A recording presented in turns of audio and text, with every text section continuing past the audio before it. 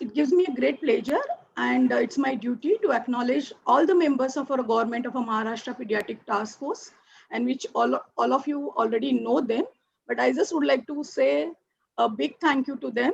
And it means we are fortunate to have such a great team. So Dr. Suhas Prabhu, who's here with us right now, was our chairperson of our task force. Dr. Vijay Evle sir, Dr. T.P. Lahane, Parmanand, Akash, Dr. Samir, Jitendra Gavane, who's also here with us today, Dr. Pramod Zog sir, Dr. Vinay Joshi, Dr. Aarti Kinikar madam, Bakul Parekh sir, Sudha Rao madam, myself, Dr. Rishikesh Thakre, and Bela Verma. And this is the writing committee for this module. It consists of Dr. Parmanand, Jitendra Gavane, Vinay Joshi, Dr. Sudha Rao, myself, and Dr. Bela Verma. Now coming to this slide, which is already known to you people, it's from the first module only. So we are very lucky in the sense that the pediatric population is some percentage here and there, but the affection is more or less same in the first wave and the second wave also. So the 90 to 95% of a pediatric population does have an asymptomatic and a mild COVID, which can be taken care at home with the daily follow-up by teleconsultation in fever clinic. The fever clinic concept which we introduced in the first module. And then the moderate COVID accounts around less than 5% of a patient, where this patient can be taken care at pediatric COVID care hospital. Now today we are going to talk about a severe COVID, that is, which will consist of a severe pneumonia and then MIS-C, that is MIS-C and MIS-N, which will account for 1 to 2%, and this or 1 to 3% now according to third wave. So which will require an intensive care management or a management in the high dependency unit. So as a pediatrician or as a clinician, we always like to have a case scenarios, and we better understand when we deal with the cases, and that really gives us an insight. So this patient comes to us who's an 8-year-old child, 8-year-old boy weighing 32 kg. He has a fever for last 3 days, lethargy, poor oral intake for 3 days. The rapid antigen test was done for him 2 days back, which came negative. He has a respiratory rate of a 40 per minute and a heart rate of a 120 per minute. He does have a severe retractions and a grunting. His SpO2 is 85% on a room air. His peripheral pulses are weak, but he's maintaining his CRT, which is around 3 seconds. His blood pressure is 92 by 56 millimeter of a mercury. And we did his districts on arrival, which is 80 milligram per deciliter.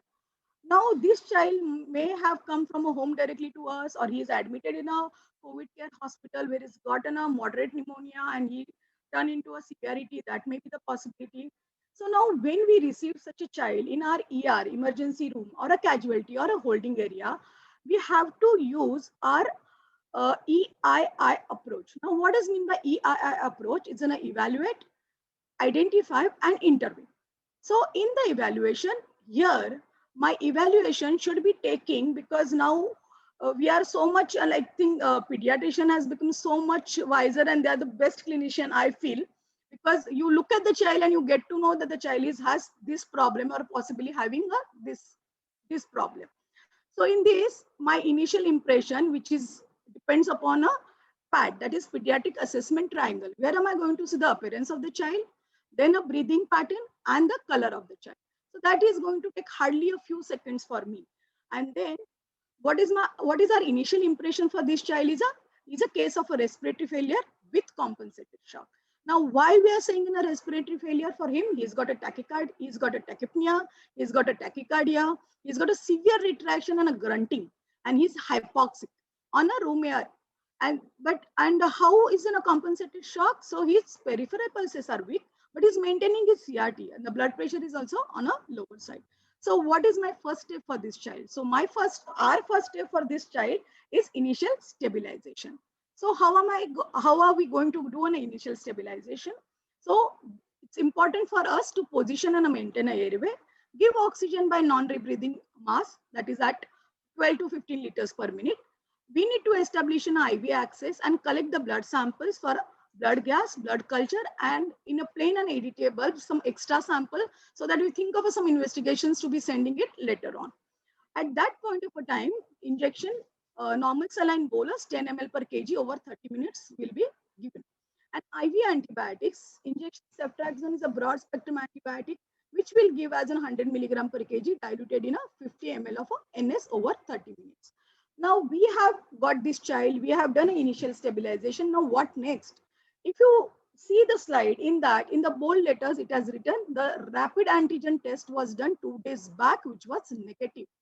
So why don't we repeat his rapid antigen test, and what does we get?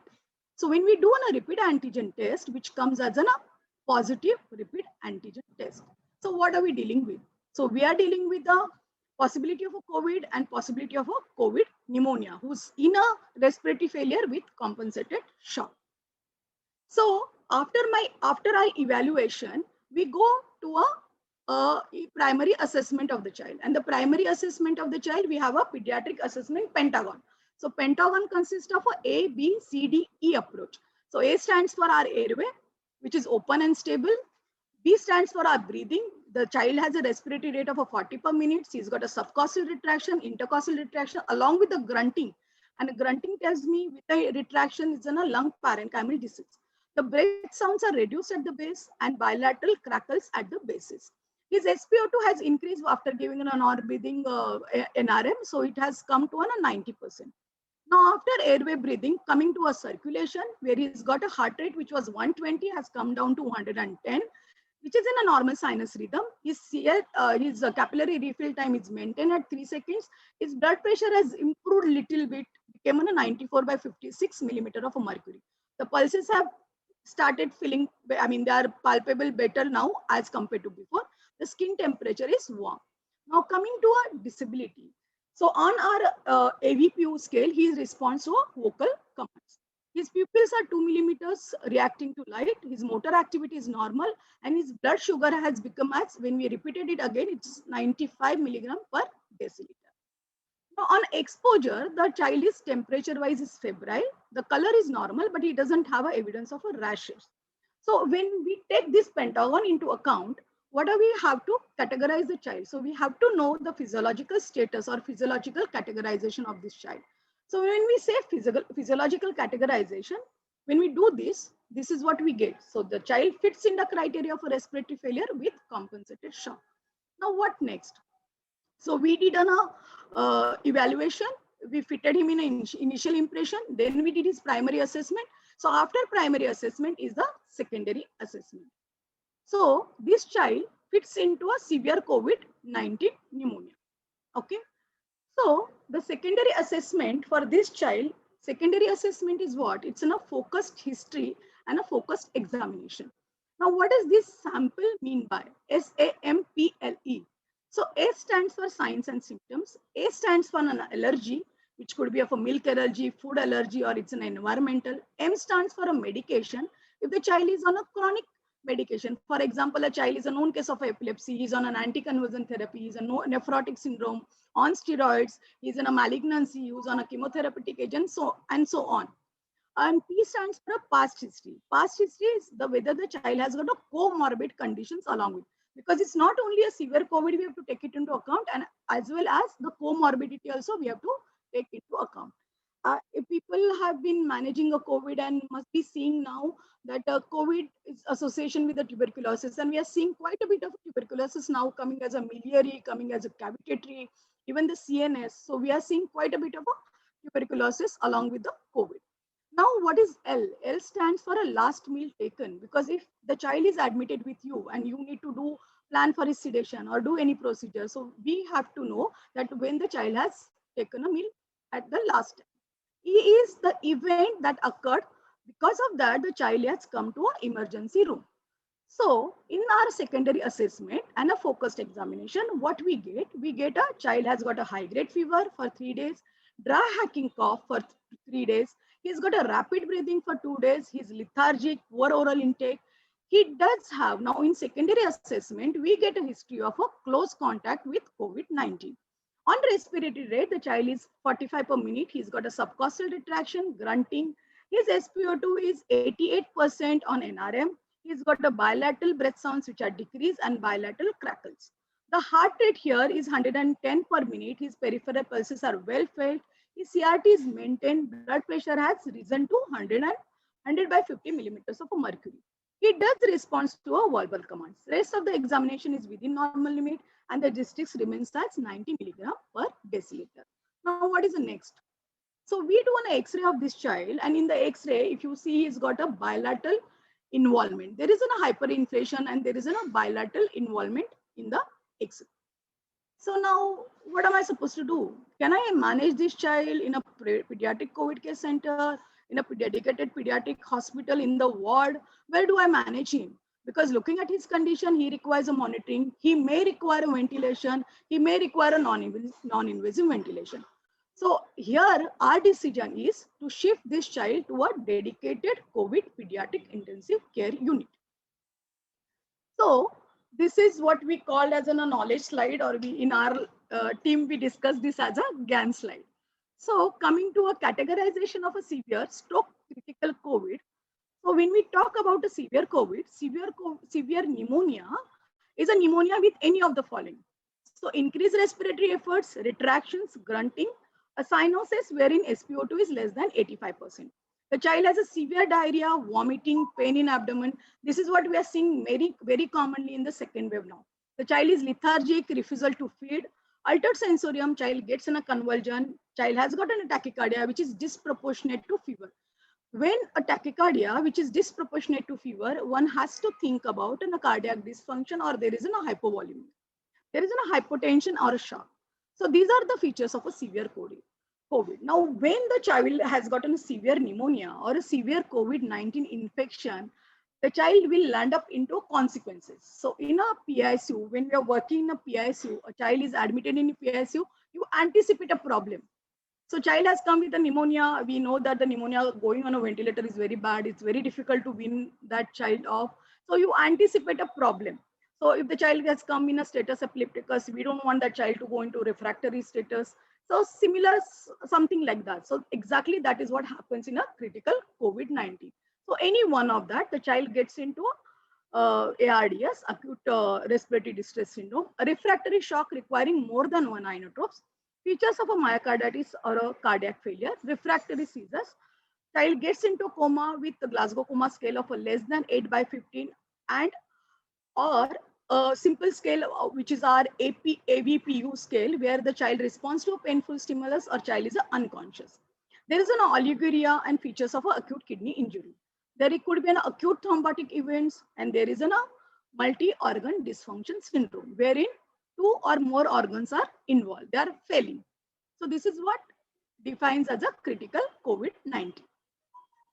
So how do you manage a severe COVID? So all of us are agreeing upon that the severe COVID has to go in a high dependency unit or an intensive care unit, wherein the investigations wise, we have to have a complete blood count of this child. We have to have inflammatory markers as a C-reactive protein and or ESR. The random blood sugar is very important for us. We need to monitor his liver function test and a renal function test. So in liver function test, the enzymes SGOT, SGPT, proteins, albumin, PT, and prothrombin time and partial thromboplastin time. So in renal function tests, BU and creatinine and electrolytes. The arterial blood gas is very important for us to take a decision whether to keep the child on oxygen, non-invasive ventilation, or he requires an invasive ventilation. And it is happy that lactate, if it's available, it's a surrogate marker of an hypoxia. So blood culture, which is going to tell us the child has gotten a co-infection, co-existent infection along with the COVID, and which has been happening. The children are coming with the COVID, but the blood culture is, the RT-PCR is positive, even the blood culture is coming positive for a Klebsiella pneumonia, coming positive for Staphylococcus as well. So X-ray chest and the inflammatory markers, I think now we are quite expert in this inflammatory markers. So ferritin, D-dimer, fibrinogen, and cardiac profile like ECG baseline. And I think it's an ICU rule that any child in the intensive care unit, we need to have a basic baseline ECG for the child. NT-proBNP and troponin T if available. And additional investigation as required as per the comorbidities of the child. So we did this investigation. So now how do we monitor? So we monitor the child clinical monitoring. In the clinical monitoring, we shall be seeing for the temperature, the heart rate, respiratory rate, blood pressure, and the saturation. One can use a Glasgow Coma scale and a simple scale, also ABPU scale, where is an alert response to a vocal commands, painful stimulus, and the child is unresponsiveness. Strict intact output chart, which is very important for us because subsequently, if the child is retaining more of a fluid, then a child has a tendency to go in a severe acute kidney injury. So additional monitoring as per comorbidities and monitoring for a signs of a critical COVID, which we have just seen, like an ARDS, shock, cardiac failure, MODS, and venous thromboembolism or a encephalopathy. Now, this is a clinical monitoring. So what do we have next? Next is a laboratory monitoring. So in the laboratory monitoring, we shall see for the arterial blood gas and districts monitoring as indicated. Every 24 to 48 hours, CBC, SGPT, PT-INR, and butyric creatinine and serum electrolytes. This is going to give us a clue about our change in the management or a change in the change in the management. So every 48 to 72 hours, CRP. So what is happening to our inflammatory markers, whether it's been decreasing down or it is increasing, and D-dimer. So D-dimer is very important in a severe COVID. Otherwise, in a healthy child, asymptomatic child, you get a D-dimer which is high and you want to treat, that is not the way you do. So we do not unnecessarily chase the D-dimer in mild or asymptomatic COVID patient. But severe COVID, it is important. So X-ray chest at least 48 hours apart. So if the child is on a ventilation, every day X-ray is supposed to be done to see for the deteriorating or development of a ventilator-associated pneumonia and so on. So management of a severe COVID, which is there in high dependency unit or an intensive care unit, we maintain an airway, we target a SpO2 between 90 to 94%, consider proning. Now this is said as an awake proning. So if it's comfortable for the child, it's a bigger child, then one can definitely try because it really helps. Oxygen provided through NRM, non-invasive ventilation, so BiPAP, CPAP, and HFNC, so high flow nasal cannula. So can be used if available. HFNC, how does one titrate the flow? It has been said that 0.5 liters per kg per minute to increase up to 2 liters per kg per minute. And we need to titrate the flow rate to use the lower FiO2. Because oxygen also, we need to consider it as a drug. Invasive ventilation, definitely everybody knows that whenever the Glasgow Coma scale, which is less than 8 by 15, the child has got a severe shock and failure of a non-invasive ventilation. Here we need to give an isotonic fluid boluses if necessary. So 10 ml per kg over 30 to 60 minutes. IV fluids at 80% of a maintenance volume. Because if the child has got a pneumonia, he's going into ARDS, there is a fluid in his lungs. Another thing that any pneumonia child has got an SIDH, there is retention of a fluid. So 80% of a maintenance volume, one has to be very, very careful about the fluid management in such child. Or the child has got a cardiac dysfunction where we cannot overload the child with the fluids. So consider an early inotropes like adrenaline and noradrenaline.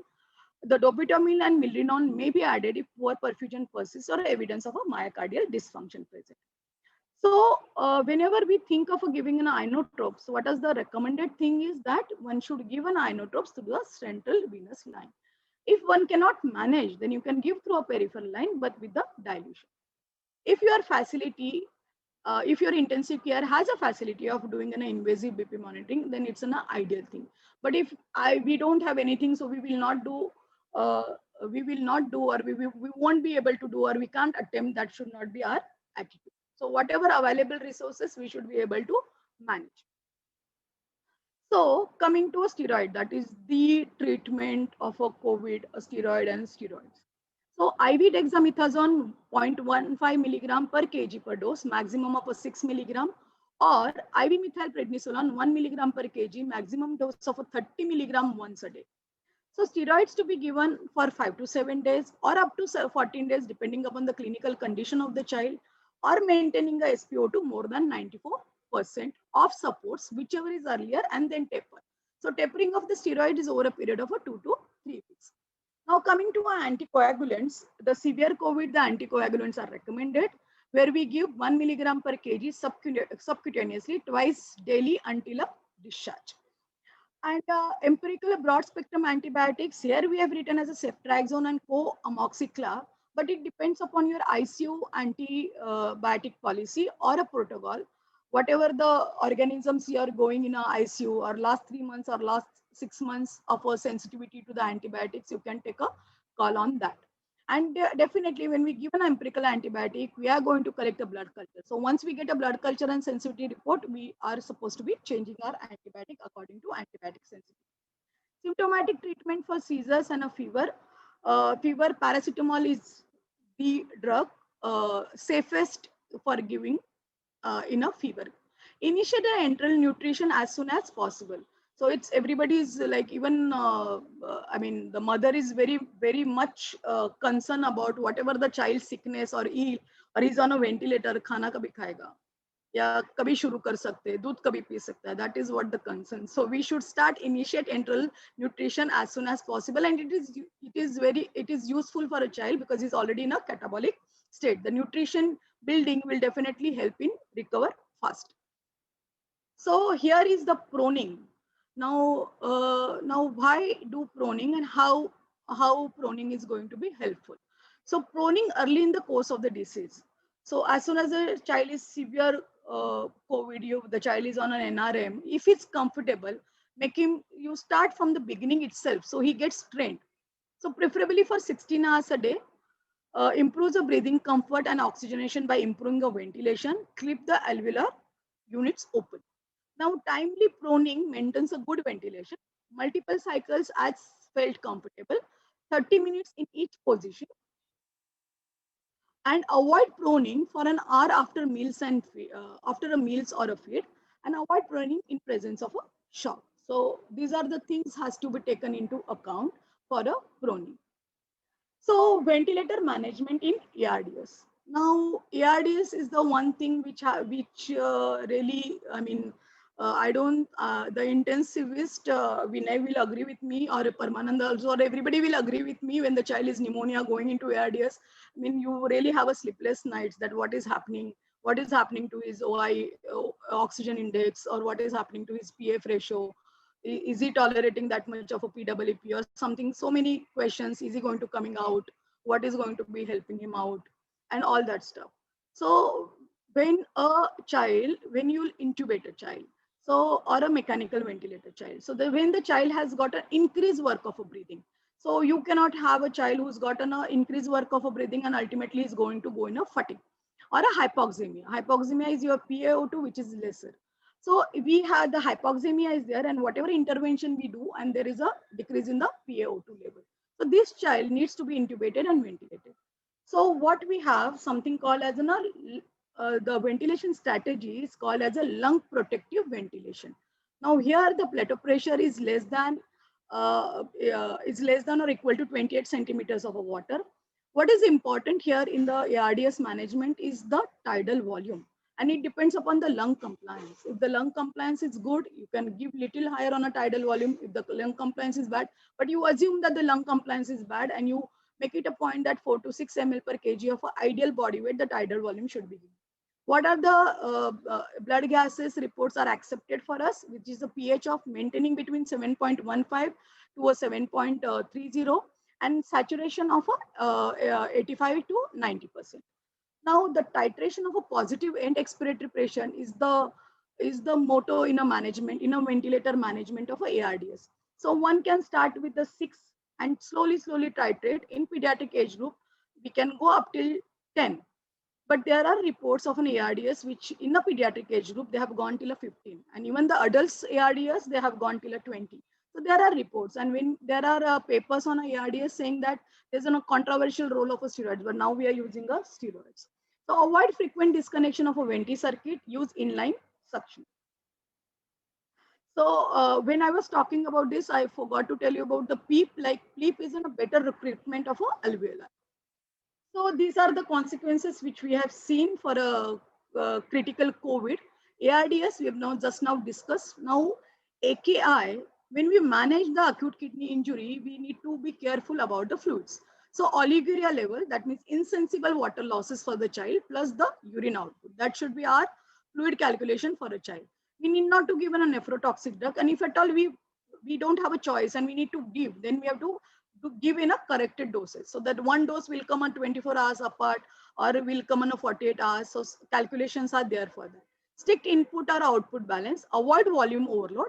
And if you require, we give a renal replacement therapy. Now, any viral infection can cause a myocarditis. So in myocarditis, there is a judicious use of a fluid. So 50 to 70% of a maintenance, early inotropes, dobutamine, low dose adrenaline, milrinone, diuretics if the volume overloaded, and a stable hemodynamics. One can consider for a IVIG giving, which the patient really respond well. Now coming to a HLH or a macrophage activation syndrome. Here the IVIG works wonder, and even the steroids work wonder. So here is a pulse methylprednisolone 30 milligram per kg for 3 days. If the child does not respond to your IVIG or a pulse methylprednisolone, which usually doesn't occur uh, so much, but in that case, then role of a biological after expert consultation. But to deal with an HLH and MAS is out of a purview of this module. So coming to the investigation wise, the child has a 10.7 gram percent of a hemoglobin, which is on a lesser side, so is anemic. So TLC, total leukocyte counts of 8,600 with 80% polys, 10% lymphocytes. His platelets were 1,30,000. CRP is 94 milligram per liter, which is pretty high. His pH is 7.28, PCO2 is 55, PaO2 is 58. So he's retaining a CO2, he's hypoxemic, his pH is on acidotic side, his bicarb is 17 with the base excess of a -7 and SpO2 of a 88%. So this blood gas, which is fitting into a respiratory acidosis. So this child has gotten serum creatinine of a 0.4 milligram per deciliter, electrolytes which are normal, HGOT of a 43, PT of a 68, albumin of a 2.2, IPT-INR which is normal, ferritin is 185 nanogram per ml, D-dimers are 5,700 nanogram, and his ECG which we have done which is normal. So repeat X-ray chest we have done, and which is not much of an improvement, and you don't expect that improvement so early radiologically. So in our case, what we did, we kept the child on a BiPAP, which is 6/15 and FiO2 of a 50%, 80% of a maintenance IV fluid. Proning could manage few hours per day. Then IV dexamethasone 5 milligram per OD. Then low molecular weight heparin 30 milligram subcutaneously BD. Injection ceftriaxone 1 gram BD. And then management wise, we did give a supportive care to this child in the form of a symptomatic treatment, suction whenever is required, a nasal saline drops, oral eye and a skin care, a care of an interface, that is an oxygen device, which is very important because it gets soiled with the secretions. So you have to make because we say non-invasive ventilation, non-invasive ventilation, but there are problems along with the non-invasive ventilation as well. And chest physiotherapy, frequent change of a position, which will help the child for a better recruitment of alveoli as well. Then chest PT as necessary, and RT fits. So this child, we could manage at this level. With this, the child did not have a fever for 3 days, or the child is for 10 days from the illness, whichever is later, we can plan a discharge for this child. So here I end my presentation. So thank you so much for patient hearing.